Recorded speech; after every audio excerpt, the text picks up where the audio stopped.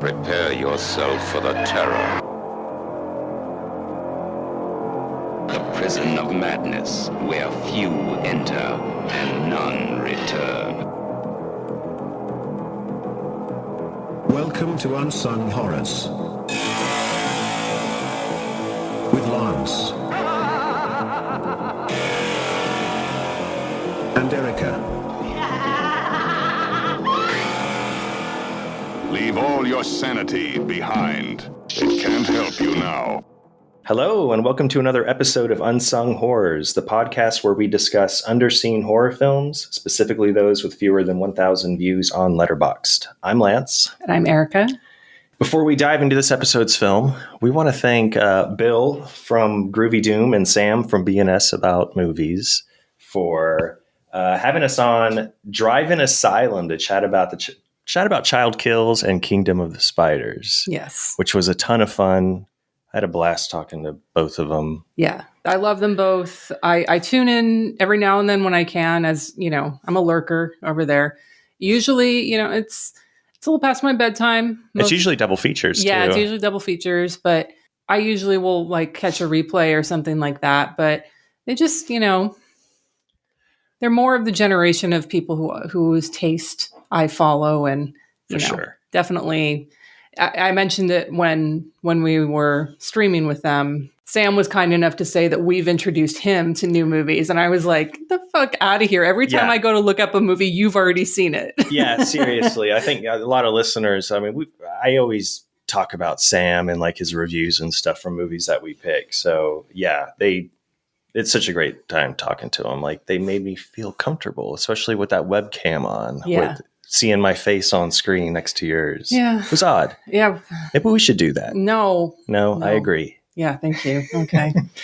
But yeah, thanks, Bill and Sam. That was a lot of fun. Everybody should, follow them if you're not already. Check out subscribe to their YouTube channel and all that good stuff. Yeah. And if you can do it on Facebook too. They do it's a joint stream between Facebook and YouTube. So you can watch them there either way. You should check out Sam's blog and all of his write-ups on there. Bill also has a zine, which is really great too. It's carried at a bunch of different places, but you can order it online. So a lot of great content out there from great people. Yes. Pick it up. Is the TLDR. Yes. Support it. Just like you do with the Sweetest Taboo, people. Yeah. Got a few copies left, folks. Let's go buy them. Act fast. Okay, so this episode, we are going Western. You ready for it? Yeah. This one took me in an interesting direction that I wasn't expecting. So yeah, I'm definitely ready for it. Yeah, it's a horror. It's a Western horror called The Devil's Mistress. Like the previous pick, Invitation to Travel, it leans less on the horror genre and more on, this one's specifically more on the Western genre, in my opinion. I mentioned it's kind of like a rape revenge story when I introduced it in the last episode. But it does have the horror genre label tied to it on IMDb and Letterboxd. So count it. Yeah, it counts. Light on horror, but it counts. And I'm excited to have picked it and chat about it. It's only an hour long, too. It's 66 minutes, guys. It's fantastic. I initially selected this movie for a few reasons, but like the biggest reason was I know that we've both been kind of busy. You have a lot of stuff, a lot of events coming up, a lot of projects that we're working on that eat into our movie watching time and research. And also the director, Orville Wanzer, he has no other releases. There's really no other film credits tied to the cast and crew. And again, like I said, the movie's just over an hour long. It seemed like a cakewalk. But I was pleasantly surprised that I went down a rabbit hole as soon as I started doing some studying on The Devil's Mistress. Well, there is one crew member who we haven't talked about in a while, actually. And I wanted to shout him out, Austin Green.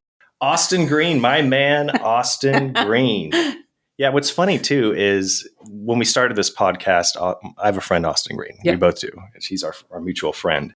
He would say, hey, just casually somehow just drop my name into an episode, every episode. Like my friend Austin said this, or so I saw my friend Austin Green. This one's easy because there is an Austin Green in the cast and crew. Yep. Which I'll talk about in just a minute.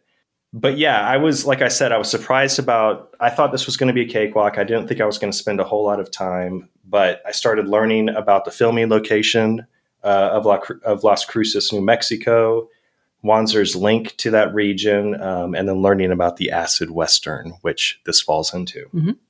And this all kind of led me to my new best friend, Dr. Julia L. Smith. She's currently a visiting assistant professor at New Mexico State University in the Department of English and Gender and Sexuality Studies. But I found her online due to the work and all the devotion that she has to essentially becoming an archivist of Orville Wanzer's work, which the University Library Archives hold. It's a collection of like 140 reels of 8, 16, 35 millimeter films. They include outtakes and trailers for this movie, The Devil's Mistress. A lot of Wanzer films that have never been released, one called George Andrews, various scenes shot by Wanzer, film student assignments, and scenes around the NMSU campus in Las Cruces. And Julia's been working on a documentary focusing on the evolution of the subgenre acid Western in New Mexico, specifically from 1959 to 1979 through the lens of Las Cruces filmmaker Orville Wanzer. So I reached out to her, and she responded, was very enthusiastic, extremely kind with her time, very knowledgeable, obviously, on the subject, giving me a call, and we just chatted for a little over an hour. She told me about Orville Wanzer and the New Mexico film scene. But yeah, I recommend everybody kind of reach out or follow her on her socials, which we could put in show notes. Because follow her journey on getting this documentary out. She'll probably be posting links, maybe for some fundraising links to get this moving. So The Devil's Mistress. It just crossed 100 views on Letterboxd with 102 views. Hey, thanks, Adam. Yeah, thanks, listeners. I think it was 96 when I announced it. Last episode. So we've jumped up about 6 views. Okay. You're one of them too. I am one. I hope I watched it. You better have. Yeah, like I said, this is in our last episode. This is more of a rape revenge Western with light sprinkles of horror throughout. The title certainly gives it a horror vibe. So we follow 4 outlaw cowboys who are on the run from a robbery/murder that they committed, and they come across a remote cabin where a kind man and his mute, quote, woman, take them in to feed them and allow them to rest up. And these dirtbags end up killing the man and raping the woman, taking her along with them. And while running for the border, or it's kind of insinuated that they're going to Mexico. Yeah. They begin to slowly die off by the hands of the woman. I say slowly, but the movie's only 66 minutes long, but it does kind of drag. And, you're just kind of following these characters on the trail. Yeah, we'll talk about the pacing and the runtime in just a bit. But let's start with the man of the hour, director Orville Wanzer. I want to do a quick summary on his life because Julia filled me in on a lot of his information, and it's really interesting and stuff that I found online. So Orville Joseph Bud, as he was referred to, Wanzer, he had an interesting life. He was born in Brooklyn in 1930, raised in Queens. And when he was 18, he served in the U.S. Navy for a few years, where he developed a love for film, literature, and photography, highlighting his time as a film projectionist aboard ships. So after his military service, he used the GI Bill to attend the University of Miami, earning a BA and master's degree in English literature. And this is where he met his wife, Joan Stapleton, who actually plays Leah in the movie. Oh, okay. That's his wife, the mute woman. So Wanzer was offered some teaching gigs from universities around the country, and he and Joan decided on New Mexico State University, moving there in 1959. And there he taught English literature for several years. When he and another professor, they created the NMSU journalism department, where Wanzer taught photography, film history, and eventually filmmaking. And at the time, only a few universities offered a filmmaking course. So Wanzer was able to elevate the university's film department, actually allowing students to shoot and develop their own footage using military surplus 16 millimeter cameras that he got a hold of. So he definitely set up this scrappy yet progressive film department in New Mexico. And I read and watched a lot of interviews with previous students of his. Some you can find on Julia's Instagram, which is @Birth of the Acid Western. But they all adored Wanzer. He seemed like a very nice guy. And the interviews I read, he seemed kind of, I don't know, he almost had like a deadpan humor and kind of a bleak outlook on life, but in a very positive way. It was fun. Yeah, it's just fun to listen to him speak. And then there, while teaching at NMSU, he wrote the screenplay for The Devil's Mistress, which was originally titled La Bruja, or The Witch. the thought of a professor writing and making a feature film on his own, like during that time, wasn't very common because it was all kind of Hollywood driven, studio backed, funded movies during that time. So he got a group of people together and they made this low budget genre bending film. And he had hopes of making profits that would allow him and the others to continue making films in Las Cruces, New Mexico. But it said that the would-be distributors defrauded the locals and they made no profit at all from The Devil's Mistress.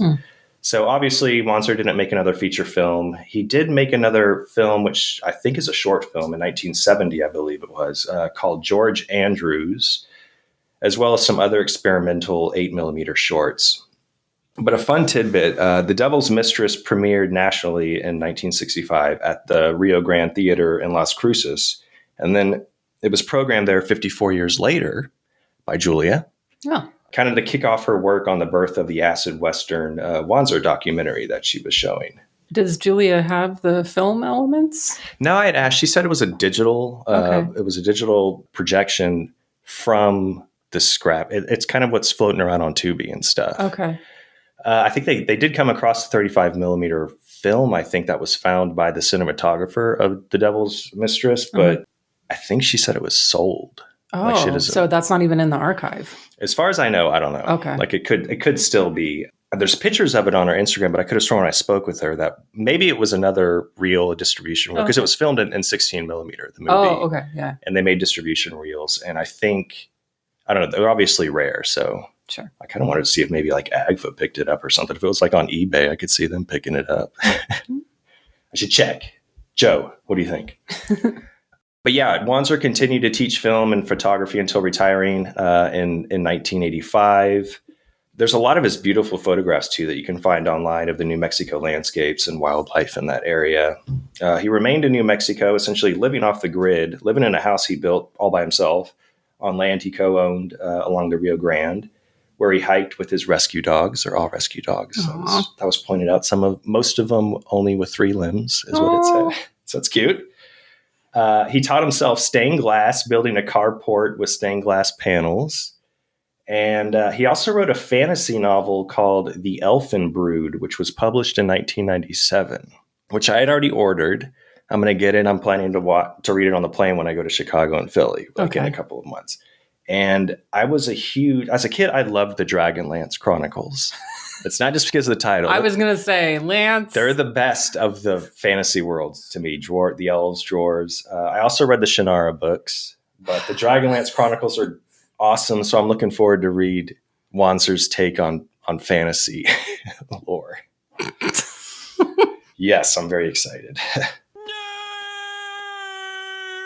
But he passed away in 2019. But before he did, this is where Julia comes in. She was able to film a series of interviews with him.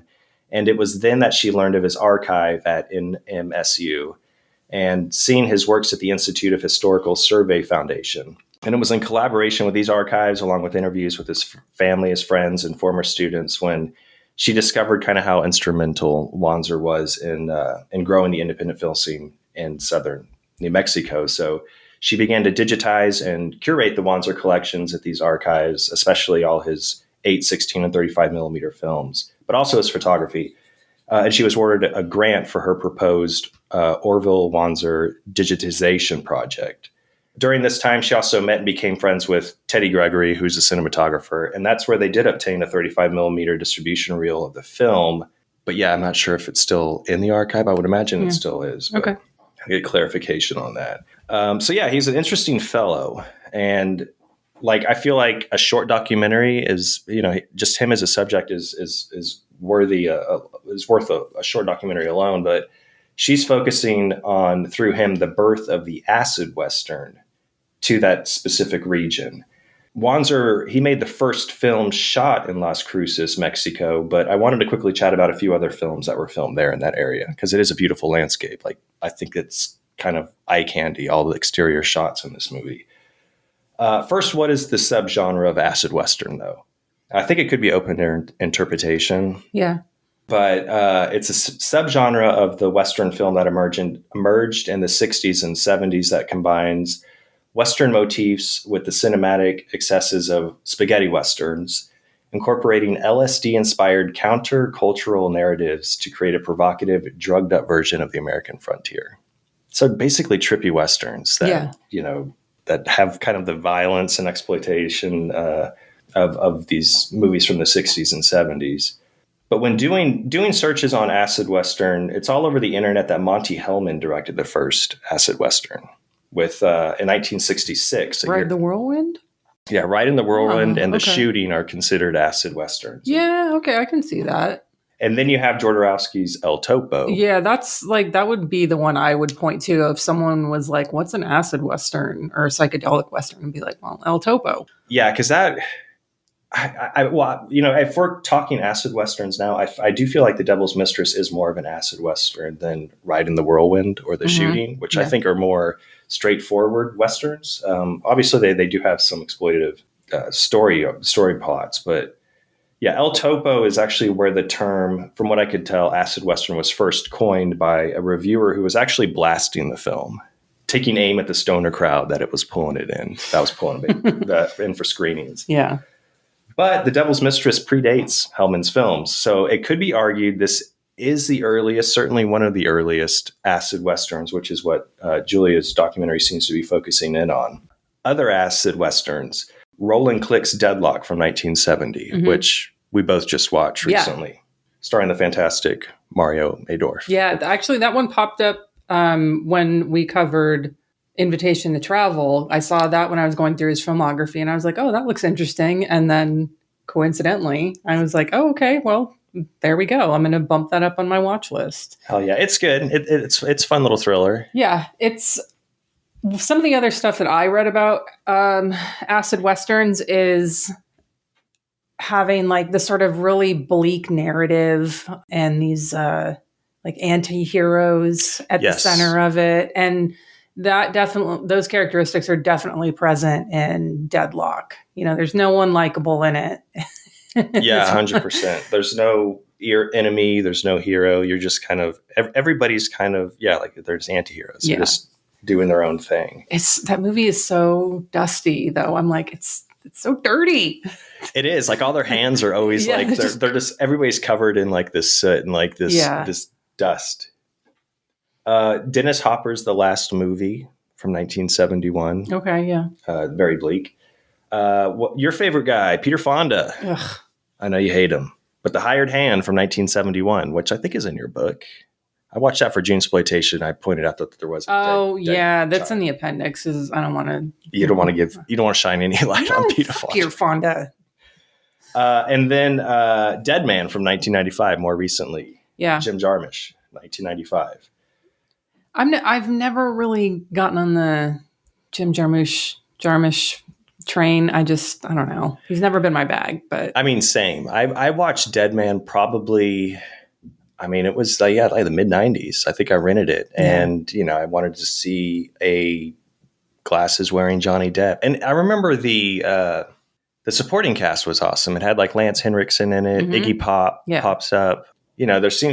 It's very artsy, but I remember thinking when I was at that young age, I was like, I don't know if I'm into this. I need to give it another rewatch. I'll give it another shot. I think I was in the same boat. I saw it same time roughly. And I like who he casts in his films. But what was the last one he did that both of us were like, Ghouls with Adam Driver, Dead Don't Die. Dead Don't Die. Yeah. Okay. I didn't see that. I thought, okay, well, maybe I told you not to, and you actually listened to me. But I didn't have a desire to see it. I did not have a desire to see it. I don't know why I did then, but the trailer didn't sell me. It did not.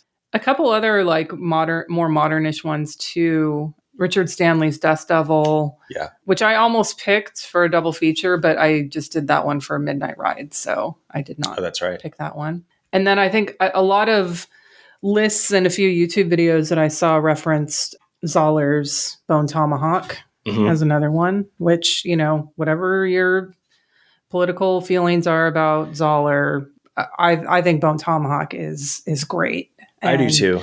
I understand like there's people who have problems with it because of Zoller and some interviews and some messaging in there. And I get that and I sympathize, but it's been a really long time since I've seen a movie that had a scene that just made me go, oh, fuck. Yeah, when it starts, I watched it alone in the theater, I remember, and I was like, holy fuck. Like, that's a good one too. Yeah. Any others that you have on your list there? There's a few others that were mentioned that I haven't seen. Zachariah from 1971, Proposition from 2005, High Plains Drifter from 1971, which is on my watch list. I have never gotten around to it, but I have seen that one. Yeah, that one's. I believe that's the Clint Eastwood, right? Yeah. And I think he comes to town and basically just starts like raping and taking control of the town, and everybody's like, "Hey, you can do whatever you want if you protect us." Like it's like, well, that's definitely an anti-hero. yeah, exactly. One other one I did just watch. It popped up on like one list, and it definitely has like the anti-hero in it and a lot of the spaghetti Western leanings, but it's also directed by Corbucci. So it is already a spaghetti Western in my head, but that's Sonny and Jed. Oh, I love that one. Yeah. I saw you watched it too. I just watched it. The fucking score. Holy shit. Banging. Yeah. I mean, Corbucci usually, he gets the composers and they get it down. Like they know their assignment. Yeah. It's perfect. But yeah, that's pretty much it for the ones that I came across in the acid Western genre. Yeah. I mean, honestly, I have one, but I'm saving that. You're saving that? I'm okay. saving one for my double feature. Nice. Yeah. I mean, honestly, I had heard the subgenre used before, but I had never really taken time to spend more than 5 minutes on looking at what's considered an acid Western until this episode. So it's been a lot of fun. So again, I'm looking forward to this documentary that Julia releases soon. Yeah. I hope soon. I know it's a big task, so I don't mean to rush anybody. But getting back to Las Cruces, New Mexico, there's tons of Westerns and films that are filmed in New Mexico. The Devil's Mistress is the first one that was shot in specifically Las Cruces. It kind of put him on the map. 3 years later, Clint Eastwood's Hang 'em High. Oh. Filmed in Las Cruces, New Mexico. Okay. In 1968, directed by Ted Post. Supposedly, Orville Wanzer helped with Hang 'em High, doing scouting and consulting work on the film. Julie, when I was speaking with her, she mentioned that she's been told that Wanzer also has filming behind the scenes footage during the making of the film. So she was like, I wonder if like Clint Eastwood has those reels or they're out there somewhere because they're not in the archive. Not filmed in New Mexico, but it takes place in New Mexico, or Sergio Leone's Dollars trilogy, filmed in Spain, obviously. But one movie that is specifically filmed in Las Cruces is The Curse 2, The Bite. Oh, yeah. That's so fun. Well, I recently watched this, and really it doesn't even mention New Mexico as the place. So it really doesn't have anything to do with Las Cruces. It also has nothing to do with the first curse. Oh, no, not at all. It's not it's not a Lovecraft. No, it's none of that. It's what happens when you just randomly hire an Italian to make your sequel. That's what you get. You get bit by a snake and you turn into a snake. Exactly. Like your hand turns into a hand puppet snake that kills people. Yeah, it's a lot of fun. There's great effects in it. It definitely has the Italian feel in it. And it does have the beautiful landscapes that is in Las Cruces. But other films that are shot in not specifically Las Cruces, but other New Mexico locations. The Coen Brothers' No Country for Old Men, their True Grit, William Friedkin's Sorcerer, The Hired Hand, your boy, Peter Fonda, Easy Rider, Two-Lane Blacktop, another Monty Hellman film. Yeah. This one was great when I saw it on the list. Paul Bartel's Lust in the Dust, starring the beautiful Divine and Tab Hunter. The Brotherhood of Satan was filmed in Albuquerque. Oh, okay. Butch Cassidy and the Sundance Kid, Young Guns 2, The Man Who Fell to Earth, Arthur Penn's The Missouri Breaks. And then recently, the series The Curse, starring Emma Stone, Nathan Fielder, and Benny Safdie. It's on It's a Showtime series. Why do you don't look at me like I should know what you're talking about when it's something that's on a streaming platform? Well, it's good. It's worth Twin Peaks was on Showtime, so that's why I kind of that was like way back. The Return, yeah. Well, you can watch it whenever you want. True. Yeah. No, it's not the original Twin Peaks, but I think they might be on there. But yeah, it was filmed. The Curse was filmed in Santa Fe and Espanola, which is where I think Julia said she was from originally. Okay. But this was something I couldn't binge at all. Like I had to take rests between episodes because it's so uncomfortable. It is such an uncomfortable series, but the finale is they like go for it. Okay. Everybody watch The Curse. I recommend it, but you do have to get Showtime. I mean, it'll hit it'll get some release, and I can get it from the library at some point. That's true. Yeah, because A24 I think produced it, so they probably will do then some it'll get release. Something. But yeah, anyway, just a ton of movies filmed in New Mexico. Yeah, so like I said, I'm looking forward to this documentary. And speaking with Julia, is already obviously I'm very excited from it, but the acid Western, Orville, Wanzer, and just the New Mexico landscapes and the filming history there, it got me giddy, like learning about it. So yeah, it makes me want to check out. Wanzer has like a bunch of like avant-garde kind of experimental films out there too that I really want to take a look at, where he did a lot of interesting film techniques. Mm.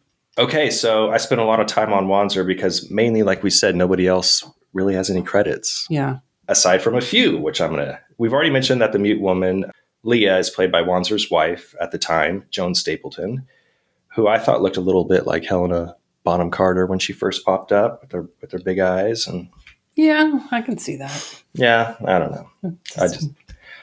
The cowboys in The Devil's Mistress, they really don't have any other credits. Frank, played by Robert Gregory, has credits listed on Letterboxd, but not IMDb. And I don't think that's the same Robert Gregory, because everything on Letterboxd are like UK thrillers from...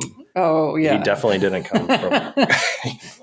But he was an extra in Hang 'em High because they were filming near his ranch in the Oregon Mountains. Okay. So he's in there somewhere, which the Oregon Mountains are the backdrop in The Devil's Mistress in New Mexico. The production supervisor, who we've already named, Austin Green.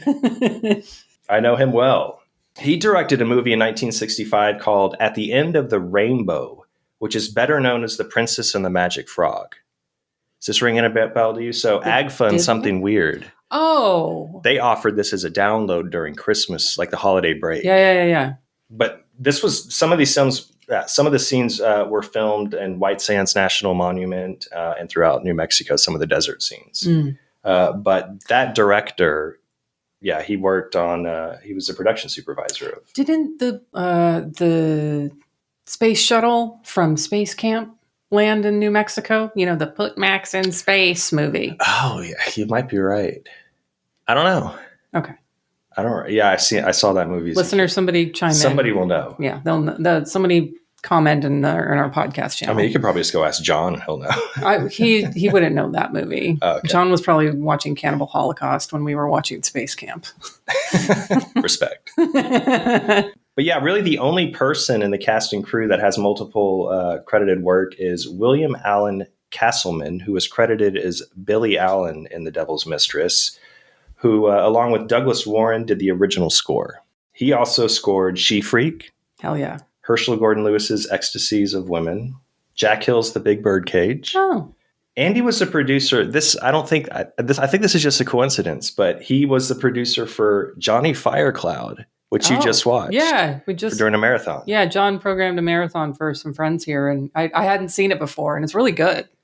Well, he's this composer apparently was a producer on that film. Okay, well, I take it back. I knew that ahead of time. I watched it because of that one credit. There you go. You did your research. I did no research for this episode.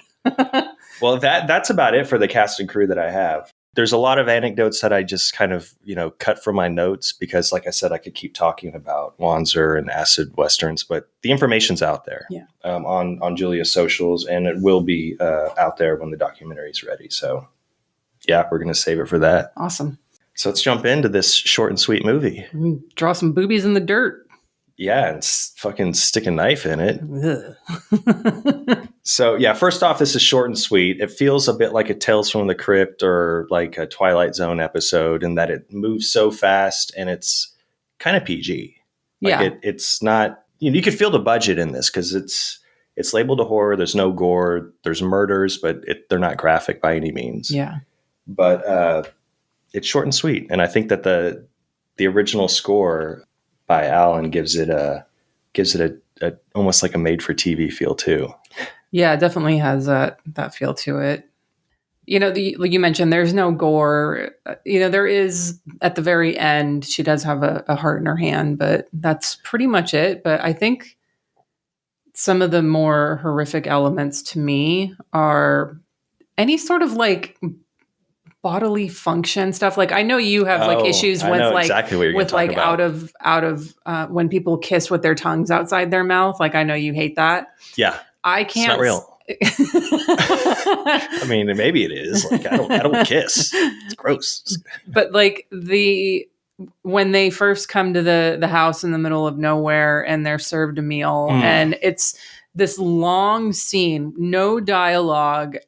It's literally 3 minutes long. I was going to say that's I timed it. I looked at the timestamps, so that's the same thing. But like close-ups of them chewing, smacking their lips, burping, it's just plate shuffling and scraping for like 3 minutes, and it's so uncomfortable for me. It is, and it has to be intentional, like to make you feel like this unpleasant. It's an unpleasant 3 minutes. They're literally grunting and moaning like pigs, like they're like you can hear them. I saw an interview where a student, when this was filmed, I think at the Rio Grande Theater, a student said that scene reminded him of watching like David Lynch before. Obviously, it's before David Lynch. Yeah. And I felt that because of the uncomfortable nature, which, you get in a lot of those too long and zoom in scenes from David Lynch. Mm-hmm. It reminded me of the little man from Another Place from Twin Peaks eating his garmonbozia, his creamed corn in reverse. Because it's like when he, in that scene in Twin Peaks, I think it's Fire Walk with Me. He eats it, but, Lynch does that whole reverse stuff a lot, the walking backwards, talking backwards. So the cream corn is feeding out of his mouth onto the spoon. Yeah. And it's a close-up shot. And this scene reminded me of that. 3 minutes of that, where I just wanted to like gag and applaud simultaneously. No, I loved it. That scene is, I have that listed on one of my favorites. Okay. It's listed in my that was distressing. And the food that they're eating, it's hinted that, I don't know what it's hinted at. Like it could be man, it could be, because there's no game. Like I think it's either Joe or Will. One of the cowboys is like, where did this meat come from? Tastes weird. The main guy who's like not like, who doesn't go in at first. Is that? Yeah. That's not Frank, is it? No, Frankie's like the real. He's the last guy. One. Okay, yeah. It's hinted at because he even mentions like, I've never tasted meat like this before. What is this? And they don't answer. And like all of the food that they have there, because they're in this extremely barren landscape. She's like pulling like multiple loaves of bread out of the oven. And like, it's almost like Hansel and Gretel moment where just like food just magically appears to like fatten them up. And so like, I got that kind of, we talked before in the last episode about like getting a fairy tale vibe out of it. And I kind of got that in that element where I was like, okay, this is too good to be true, where they're starving, they're thirsty, and they just happen upon some random house in the middle of nowhere.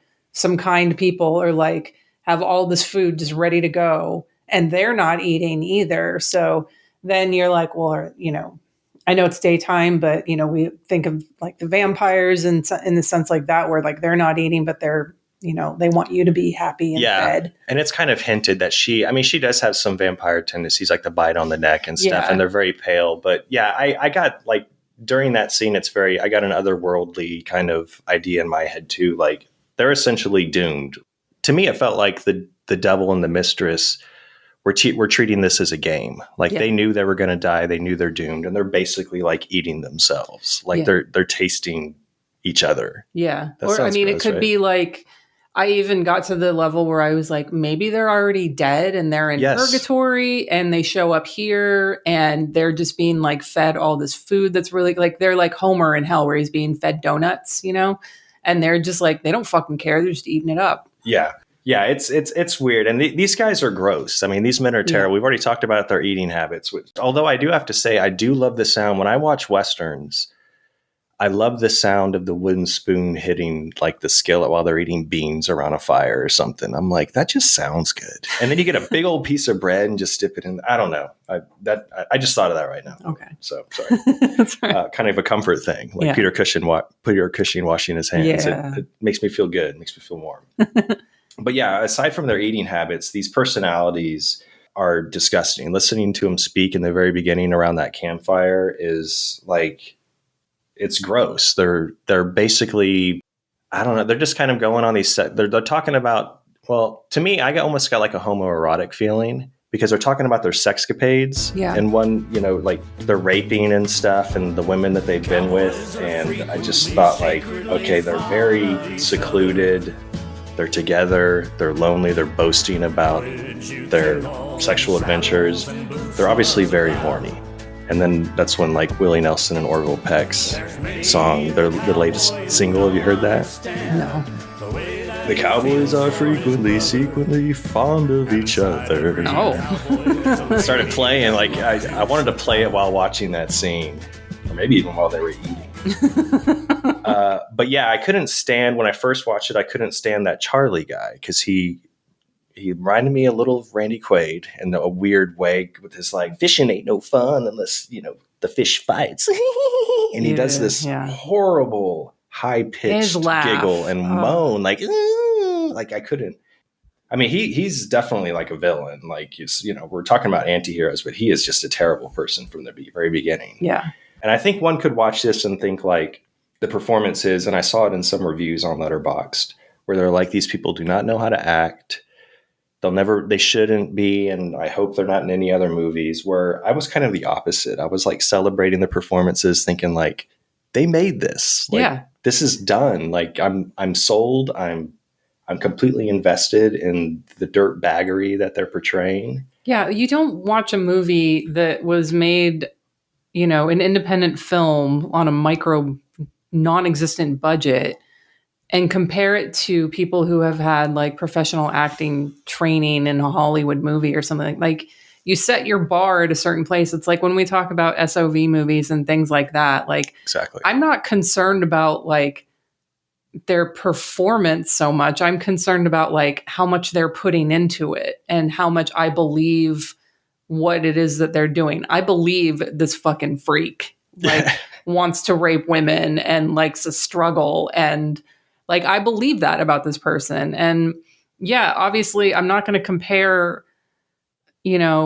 Wanzer's wife to like Meryl Streep or something. Like, that's absurd. Right. Like, you take each movie for what it is and you evaluate it based on that. Yeah, and you have to take a step back. I mean, and a lot of people don't. They just put on a movie on Tubi maybe and be like, what the fuck is this? Right, But, this is a professor that's just making a movie with his wife and some friends, and when we watch Shot on Video, I go in hoping for, arguably, I'm going to throw up quotes, trashy and terrible performances, because that's what the charm. Yes, it's so endearing. Yeah. I did, when I first watched this, I said, if Ted V. Michaels made a Western, it might look a little something like The Devil's Mistress. Yeah. And that is a total compliment. Yeah, of course. Because it's right up my alley. As it moved along, I mean, there's a lot of favorites that I liked in this. And I found that I kind of respected how it doesn't really waste any time with filler. Again, it's a short film. Mm-hmm. I do think it's predictable, but sure. But still, I have so much fun getting to know, like, wanting to know who's going to be the last cowboy standing. How's Frank and Joe and Will? How are each of them going to go out? Did you have a favorite death from any of those? I think the rattlesnake to the face. Yeah. I mean, because it happens really quickly, and so. And I rewound it because it actually looks like the rattlesnake got him in the face. Like, he did a really quick cut edit to it, and I was like, "Oh shit!" And when he's laying down, it's like right between the eyes. You see the snake bite. Yeah, it is kind of a crappy copy on Tubi. It's pretty dark. Yeah. I think that was Joe that got the snake bite to the face. Yeah, but I mean, I think what I like about that too is that the whole scene starts with Leah trying to get something to help, and she's like pointing to like, go get that thing up there. So it's like she's setting him up, like pretending to help, and then he gets bit by the rattlesnake and falls down, and I'm like, Hell Yeah. That's where like I kept thinking too, like when they were in the cabin, like like you said, I feel like they knew that they're doomed from the start. They might already be dead. But I loved in each of those moments when Leah's going to kill one of the men, she's like smiling. You know, she's up to something. Like it's a game, like from the get go. I did love Wills, who was on the horse. I guess the horse ran and killed him. He got hung in the tree branches. Hanged. He got hanged.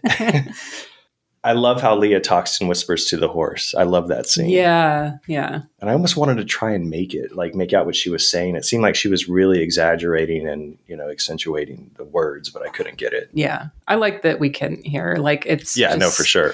And yeah, I knew why, like we don't see that event actually happen. Like we don't see the horse go wild and him like his head hit the branches and then get stuck in there. Like we just see him hanging from there and like he's stuck between two branches and obviously either his neck is broken or he's suffocated.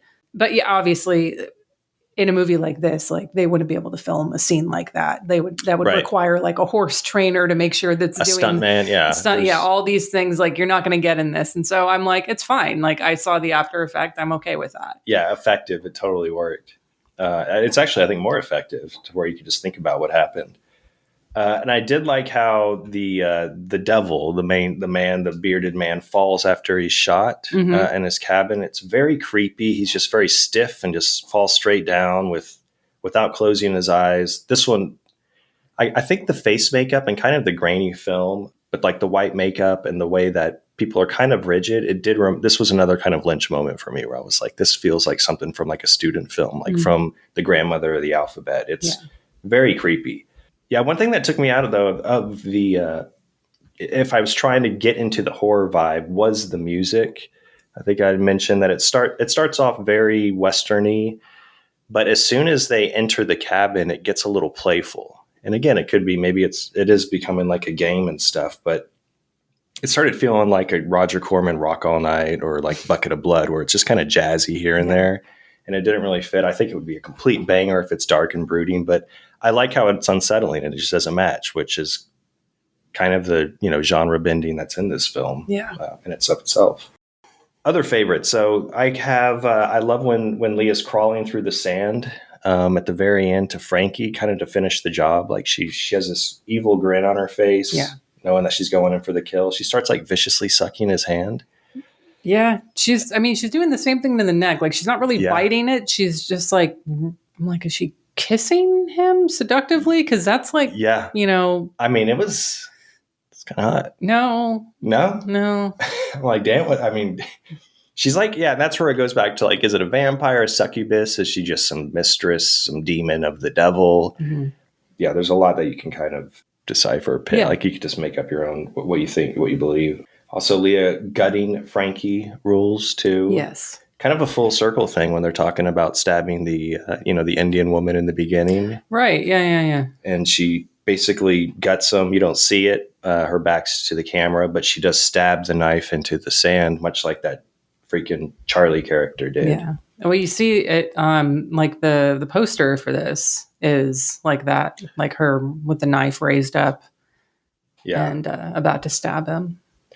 Yeah, one thing I did though respect about this is everybody talks about the Apaches that are in this land that they're at, but the Apaches are never shown. They're never causing any danger. It's these white terrible cowboys that are causing the danger. Yep. So they're basically, they're the savages, and the devil and the mistress. It's also mentioned that they fled from Salem, which is which is funny, a little silly, but it's funny. They escaped from religious persecution from Salem to live freely in this remote area, and they live in harmony with the Apaches rather than have conflict with them.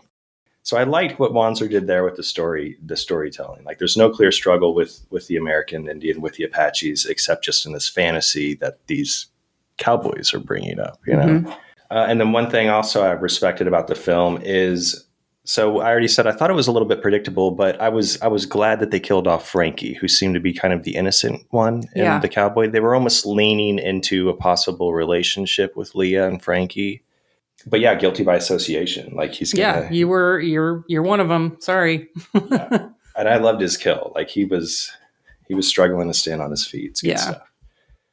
So let's talk about the end, because that's kind of where all my favorites are, the ending. Yeah. First off, I love the unnatural way when the devil pops back up, and the very unnatural way that the hood pulls back.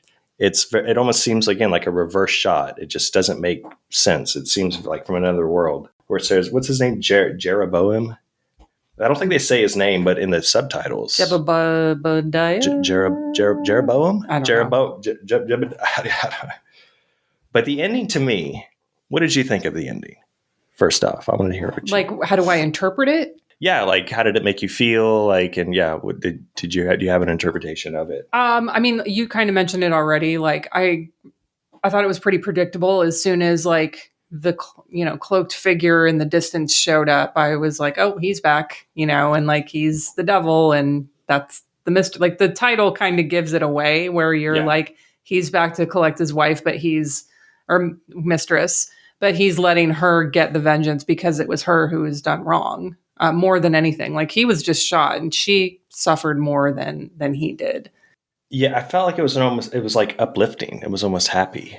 Yeah, I think it's a happy ending. I mean, I don't, devil's out, comes out on top. Good for him. Yeah, you have these fucking cowboys who basically feel like there's no consequences. They can just run wild on the land, and they have no conscience, no morals, and they murder this kind man, rape and take his woman, and each are killed.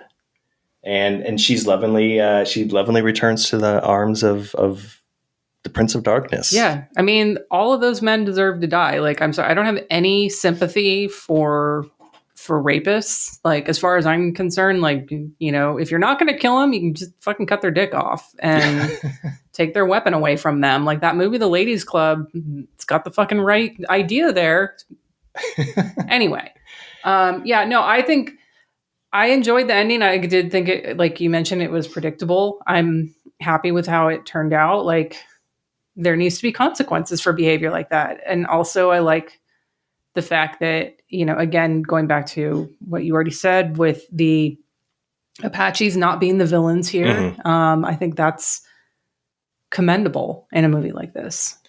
Yeah. And then you kind of end this long journey. Like I mentioned too, it felt like a game, like they could have been dead, and the devil and the mistress knew that they had it coming. And it almost felt like too that this could have been a test for her to earn the devil's love. Like, kill these men, and the end is very suggestive. You can suck the D of the devil, like it almost ends like it ends this journey on a very high sexual note, like, indicating fellatio. Yeah. And Julia, actually, she mentioned this when we were talking, though, but she said when he opens the cape, you can't see it because it's a dark transfer, the print that's on Tubi. But she's like, it's suggestive of a vagina. Like, it looks like it's red in the opening, and then and the way that the hood's down right here. Like, I mean, I can kind of see that, because when he's pulling it back from the face, I was like, oh, this is like it's not even an opening, it's a spreading. Yeah. So, I feel like she's kind of, she's the powerful one in this. Like, she's doing all the work. She's doing all the labor to not really exact revenge, but just give what these men deserve. Like, but it is kind of like a rape revenge movie, and it is an early one. I mean, it's from 1965. Yeah. And that's going to lead me to my double feature pick. Do you have anything else you want to talk about? No, I'm ready for double feature picks. What's your double feature pick? I think this would do really well to be paired with really any of the acid westerns that we talked about. Like, it'd just be, expose people to this idea of what an acid western is, and like, what are some elements of that. A lot of the ones we already mentioned, Dust Devil, Bone Tomahawk, El Topo, things like that. There's a few others that like have like take place in a western setting and have anti-heroes in them, kind of thing, but I don't consider them as western as a genre. Like Cutthroat's 9, A Knife for the Ladies. You could even go like the western rape revenge route. They're very specific subgenre, but like Hanny Calder is the first one that comes to mind. I wouldn't pair this with something like Deep in the Heart, even though that is its own sort of western rape revenge film as well. There's another western rape revenge film, but it's the husband getting the revenge, not the woman getting her own revenge. Last Train from Gun Hill, 1959, starring Kirk Douglas and Anthony Quinn. Kirk Douglas plays Marshal Matt Morgan. His wife is raped and murdered by the son of his friend Belden, played by Anthony Quinn. It's really good. I love Anthony Quinn. But I'm trying to go more, as much horror as I can. And I did want to circle back to having an acid Western as a double feature. And I know this is going to be a controversial pick. Like, some people are going to be like, God fucking damn it, Erica, stop harping on about these movies. But just like anyone who is low budget, you have to commend them for their triumphs and their improvements over time and things like that. And this, I'm not pairing it with The Devil's Mistress. Ironically, I mean this sincerely. Danzig's Death Rider and the House of Vampires. God damn it, Erica.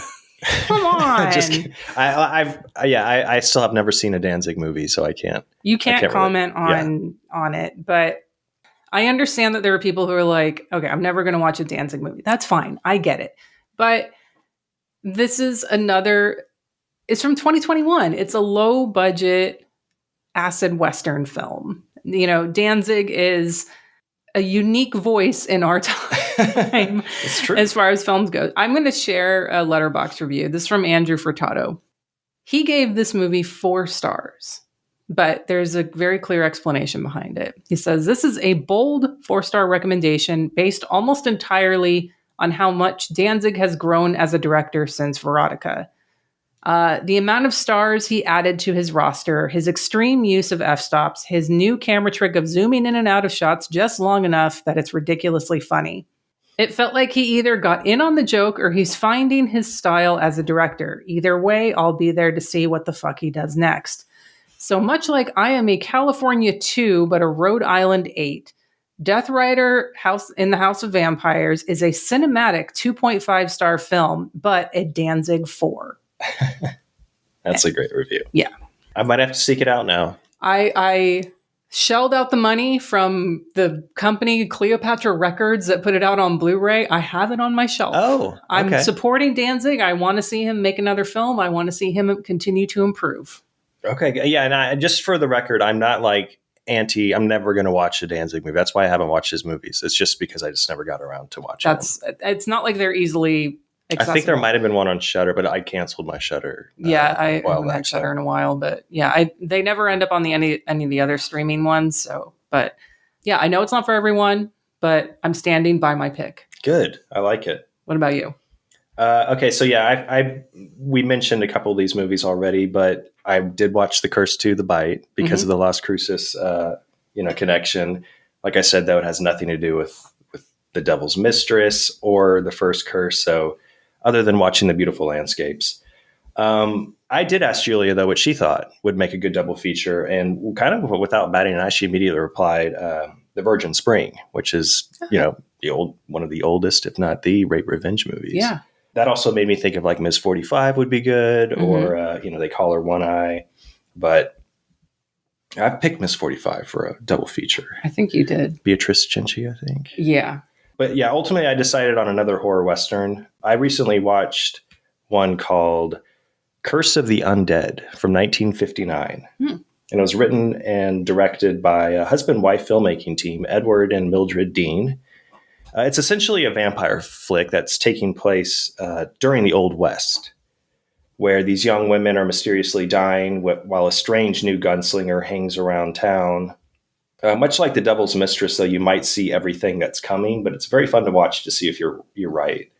And it has fantastic dialogue with a believable script and how the characters react to situations unfolding. Okay. It's not like completely off the hook and, unbelievable, but you kind of relate to a lot of how the characters are acting to these situations. Saying that, though, I loved how melodramatic it is. The performances are very melodramatic, especially because this is essentially, it felt like a 1950s Hammer horror Western. Like that's what I got vibes from, kind of gothic horror. It felt great. The ending here, though, is completely opposite from The Devil's Mistress in that it leans a bit too hard in the God is good, God saves us all message. but it's still a fun time. I'd play Curse of the Undead before The Devil's Mistress because the devil always wins in the end. Yeah. So we got to end on The Devil's Hail Mistress. Satan. So that's it with our first Western horror, acid Western. Excellent. It was a lot of fun. Yeah. What's the next pick? Before I get to that, Okay. I do want to plug a few things. I know we normally do plugs at the end, but I don't want to forget these. So I was just a guest on Twitch of the Death Nerve. That episode will probably be out by the time this episode comes out. Sam and Charles were lovely enough to have me on to talk about the book. And so you can hear more of the behind the scenes of getting the book, into your hands and all of the fun and not fun stuff and favorite child kills and all that good stuff. And yeah, there are, as of this recording, all of the books, all the copies of the books that I sold to retailers are sold out, but you can still buy them directly from me. I know we have some international folks that are like, hey, can you help me out? And I'm like, I'm sorry. Like, honestly, I'm sorry, but this is like the struggle of self-publishing. Like, I don't have a publisher, therefore I don't have a distributor. Like, I mean, what if they say like, hey, I will pay $50 for shipping? I feel terrible, but if you want to do that, you can message me. But okay. Like, I literally couldn't put it on the site and say, yes, I'm going to, right. It's going to be $50 for me to ship it to the UK or something like that. Josh from Miskatonic Institute reached out and he wanted, he was asking about a UK distributor. And I was like, bro, I don't even have a fucking publisher.